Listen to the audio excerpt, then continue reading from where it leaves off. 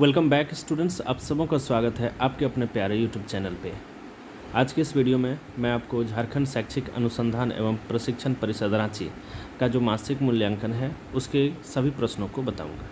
Class 6 सितंबर माह 21-22 ये सभी प्रश्नों का आंसर आपको देने होंगे, जमा करने होंगे। इसके आधार पर आपका आकलन किया जाएगा। तो कक्षा 6 यहाँ पूर्णांक देखें 60 है और इसमें विषय है हिंदी, अंग्रेजी, गणित, विज्ञान, सामाजिक विज्ञान और संस्कृत। तो चैनल पे आप नए हैं तो चैनल को सब्सक्राइब ज़रूर से ज़रूर कर लें। आगे बढ़ते हैं, हम लोग देखते हैं पहला क्वेश्चन। ये रहा आपका हिंदी, ठीक है। अब देखिए, कविता के इस अंश को पढ़िए और दिए गए प्रश्न 1 और 2 के उत्तर दीजिए। अब इस अंश को पढ़ लेंगे। अब कोई ना अनपढ़ होगा, सबके हाथों पुस्तक होगी, ज्ञान गंगा की पावन धारा सबके आंगन तक पहुँचेगी, ठीक है। अब इसका आंसर पे देना है यहाँ पे, ठीक है। चलिए, इसका आंसर जो है आपको देने हैं। पहला प्रश्न है, ज्ञान गंगा की पावन धारा सबके आंगन तक कैसे पहुँचेगी। मैं आपको सीधा आंसर बताऊँगा, आप उसे देख लेंगे, आंसर को लिखेंगे, नोट करेंगे, ठीक है। देखिए, इसका सही आंसर हो जाएगा जब कोई भी अनपढ़ नहीं होगा, तो सी नंबर आपका आंसर है, ठीक है। आगे बढ़ते हैं। बहुत कम समय में आपको आंसर देने का मैं प्रयास करता हूँ। पाठ्यांश में निरक्षर शब्द के लिए कौन सा समानार्थी या पर्यायवाची शब्द आया है। तो निरक्षर मतलब अनपढ़, तो यहाँ पे आप ऑप्शन नंबर डी को देंगे, ठीक है। चलिए आगे बढ़ते हैं। चलिए अगला प्रश्न देख लेते हैं। देखिए, अगला प्रश्न है आपका नंबर 3। निम्नलिखित वाक्यांशों के लिए एक शब्द लिखिए, ठीक है। अब देखिए, परीक्षा देने वालों को क्या लिखेंगे। ए नंबर में परीक्षा देने वालों को लिखेंगे परीक्षार्थी, परीक्षार्थी,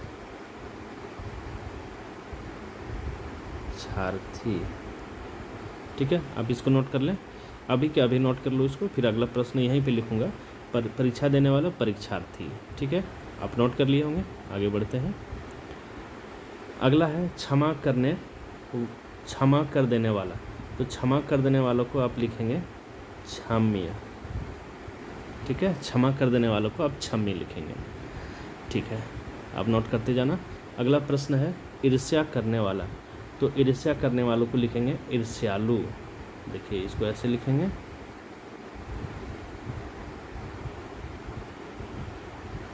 ईर्ष्यालु, ठीक है। अब नोट करते जाना बच्चों, नोट कर लिया। आगे बढ़ते हैं। अगला प्रश्न है काम से जी चुराने वाला, तो इसको लिखेंगे कामचोर,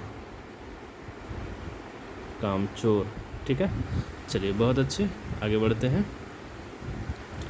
बैल ने गुफा को अपने लिए उपयुक्त क्यों समझा, ठीक है। बैल ने गुफा को अपने लिए उपयुक्त क्यों समझा, तो इसका आंसर देख लेते हैं। देखिए, इसका सही आंसर, बैल ने गुफा को अपने लिए उपयुक्त समझा क्योंकि गुफा के पास ही तालाब था और वहाँ घास और पौधे भी थे। बैल के वहाँ रहने खाने पीने की पूरी व्यवस्था थी, इसलिए बैल ने गुफा को चुना। तो चलिए आगे बढ़ते हैं, अगला प्रश्न देखते हैं। ये रहा 5वां अगला प्रश्न। नीचे के पद का अर्थ लिखिए। निंदक नीरे राखिए, आंगन कटी छवाए, बिन पानी साबुन निर्मल करे सुभाए। तो इसका आंसर देख लेते हैं, क्या होगा इसका अर्थ। देखिए, इसका सही आंसर हो जाएगा, इसमें कबीरदास ने अपने आलोचकों को अपने निकट रहने को कहा या रखने को कहा, क्योंकि आलोचना करने वाला हमारी गलतियों को बता करके हमें निर्मल और स्वच्छ बनाता है, ठीक है। चलिए बहुत अच्छा, आप इसको नोट कर लें। आगे बढ़ते हैं, अगला प्रश्न देख लेते हैं। देखिए, अगला भाग है इंग्लिश का। Number 1, what are the people living in the given countries called, यानी इन देश में रहने वाले लोग को क्या कहते हैं। अमेरिका में जो रहते हैं उसको अमेरिकन बोलते हैं, ऐसे आप लिख लोगे अभी, ठीक है।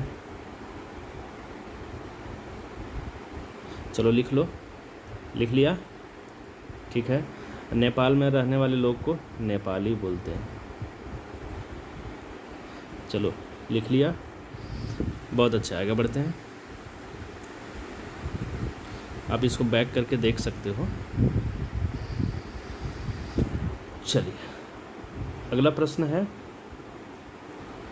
Rewrite the given sentence by choosing the appropriate adverb. ठीक है, एडवर्ब का प्रयोग करना है, एडवर्ब का प्रयोग कर करके आपको सेंटेंस को लिखना है। ठीक है, तो देखिए इसको लिखना है, आप ऐसे लिख सकते हैं यहाँ पे, गुड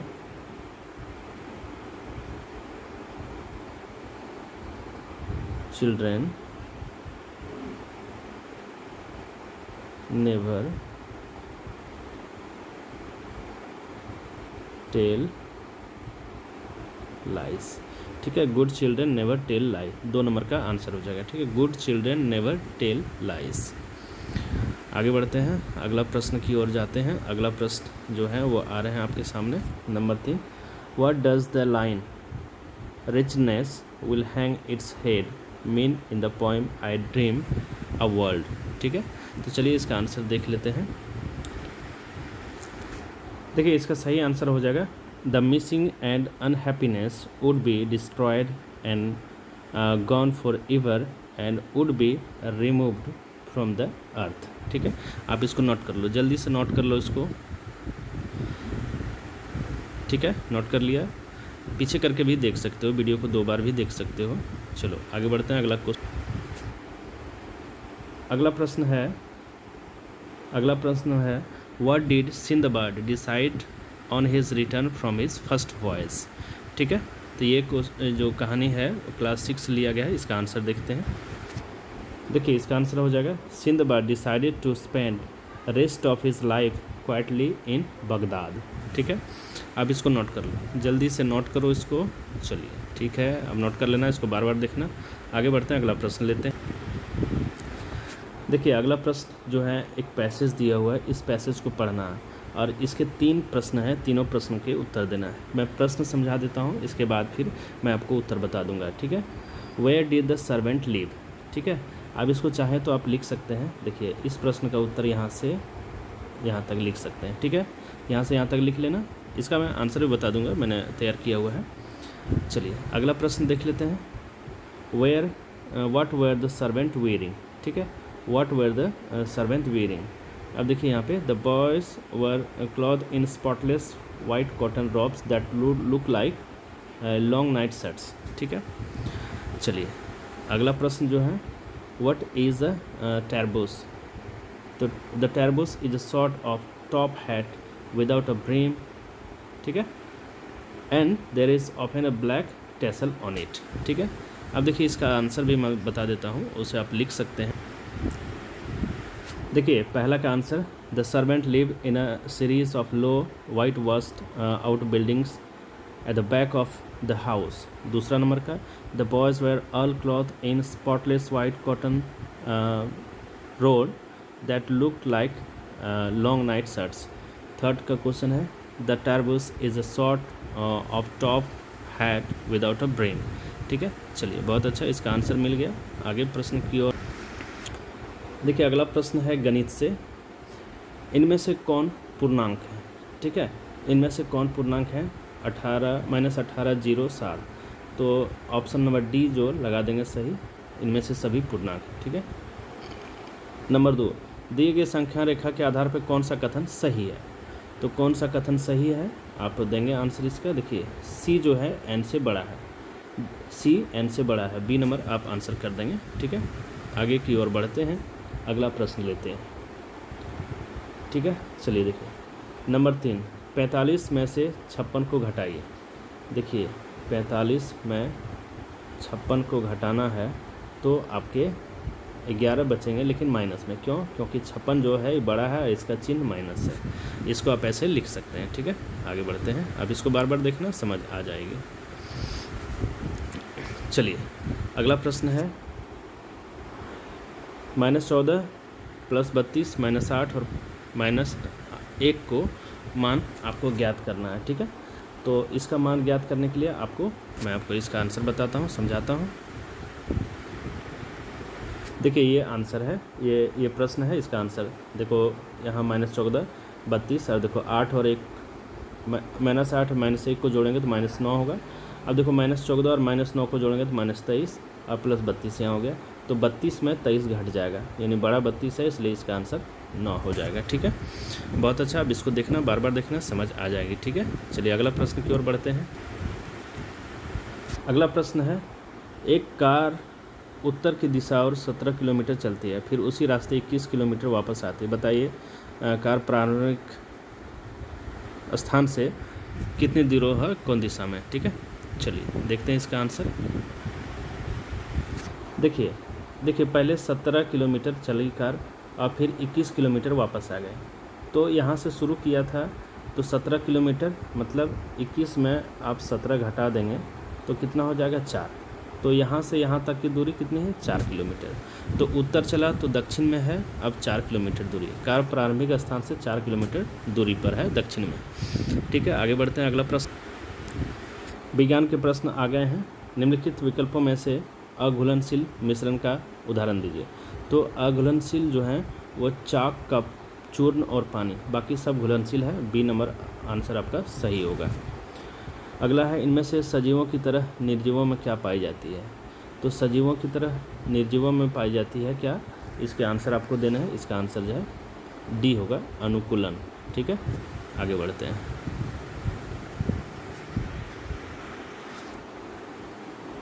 अगला प्रश्न है, कारण बताएं खाने पकाने वाले बर्तन कागज़ अथवा प्लास्टिक के क्यों नहीं बनाए जाते हैं। तो इसका आंसर आपको मैं बताता हूँ। देखिए इसका सही आंसर हो जाएगा, खाना बनाने वाले बर्तन कागज़ अथवा प्लास्टिक के नहीं बनाए जाते क्योंकि सभी पदार्थ दहनशील है। दहनशील का मतलब जल जाने वाला। ठीक है, चलिए आगे बढ़ते हैं। अगला प्रश्न की ओर जाते हैं हम लोग। अगला है, रीना अन्न के दानों को डंडियों से अलग करना चाहती है, उसे पृथक्कीकरण की किस विधि का चयन करना चाहिए। इसका आंसर चलिए मैं आपको बताता हूँ। देखिए इसका सही आंसर होगा कि रीना को थ्रेसिंग विधि का प्रयोग करना चाहिए क्योंकि यह मशीन तेज़ी से चलती है और अन्न और झाड़ी जो डंडी है उसको अलग कर देती है। ठीक है, चलिए बहुत अच्छा, इसका आंसर आप लिख लिए। अगला प्रश्न की ओर। प्रश्न है, रेगिस्तान में निवास करने वाले जंतुओं में अपना अस्तित्व बनाए रखने के लिए कौन कौन से अनुकूलन पाए जाते हैं। ठीक है, बहुत अच्छा प्रश्न, इसका आंसर देखते हैं। देखिए रेगिस्तान में रहने वाले जंतु जो हैं मरुस्थलीय अनुकूलन बनाए रखते हैं, पर्वतीय अनुकूलन में रहते हैं, जलीय अनुकूलन में रहते हैं, पौधों में अनुकूलन रहते हैं और वायवीय अनुकूलन। ठीक है, आप इसका आंसर लिख लोगे, नोट कर लोगे अच्छी तरीके से, और सबों का आंसर अति आवश्यक है। चैनल को जरूर सब्सक्राइब कर लेना बाबू। सामाजिक विज्ञान के प्रश्न आ चुके हैं। भारत के विभिन्न स्थानों में पूरा पासनिक औजार मिले हैं। नीचे दिए गए कॉलम को देखकर गलत जोड़े को पहचानें। ठीक है, अब देखिए इसका सही आंसर जो हो जाएगा गुजरात में लोथल। ठीक है, चलिए आगे बढ़ते हैं। अगला प्रश्न है, दिए गए भारत के मानचित्र को देखकर बताइए कि भारत के लगभग मध्य से होकर कौन सी रेखा गुजरती है। तो भारत के मध्य की ओर गुजरती है कर्क रेखा। बी नंबर ऑप्शन आपका सही होगा। चलिए अच्छी बात है, अगला प्रश्न लेते हैं। अगला प्रश्न है, उनके लिए रोना अच्छी बात नहीं, इस कथन पर गौर कीजिए और यह बताइए कि इस प्रकार के प्रश्नों का इस्तेमाल किस प्रकार के भेदभाव को दर्शाता है। तो यह है जातीय भेदभाव। ए नंबर आपका सही आंसर होगा। चलिए बहुत अच्छा, अगला प्रश्न है, भारत से संबंधित किन्हीं दो प्रकार की विविधता को उदाहरण सहित बताइए। चलिए इसका आंसर देख लेते हैं। देखिए सांस्कृतिक विविधता में भू आकृति, खान पान, जाति समुदाय, सांस्कृतिक भिन्नता ये सभी पाए जाते हैं और इस आधार पर बांटा जा सकता है, सोचा समझा जा सकता है। अगला प्रश्न है, महत्वपूर्ण अक्षांशों रेखाओं के को चित्र के माध्यम से स्पष्ट करिए। बहुत अच्छा प्रश्न है, चलिए इसका आंसर देख लेते हैं। देखिए इसका आंसर है, अब इस तरह से बना सकते हैं, कर्क रेखा, विषुवत रेखा, मकर रेखा, ये सभी रेखाएं हैं। आप चाहें तो इसका मानचित्र भी आप डाउनलोड करके देख सकते हैं। ठीक है, आगे बढ़ते हैं। अगला प्रश्न है, हड़प्पा सभ्यता की विशेषताओं का वर्णन करें। तो चलिए इसका आंसर देख लेते हैं। हड़प्पा सभ्यता की देखिए हड़प्पा सभ्यता की विशेषता। हड़प्पा नगर 2 हिस्सों में विभाजित था।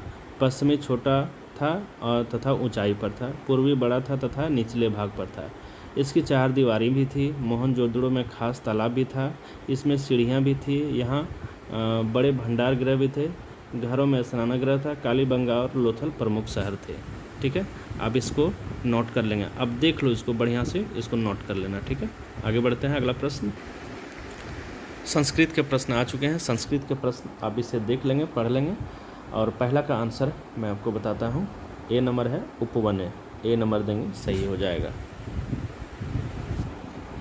अगला प्रश्न है चटका अत्र का विभक्ति प्रयुक्ता। तो इसका सी नंबर ऑप्शन सही है, तो इसे आप दे देंगे। ठीक है, अगला है काक आगच्छति तदा चटका की क्रांति। तो आप जो हैं यहाँ से आंसर भी देख सकते हैं। यहाँ से आंसर आप इसको नोट कर सकते हैं। ठीक है, चलिए ठीक है, यहाँ पे इस प्रश्न का भी उत्तर नोट कर लें यहाँ से। ठीक है, so thanks for watching, wait for the next video.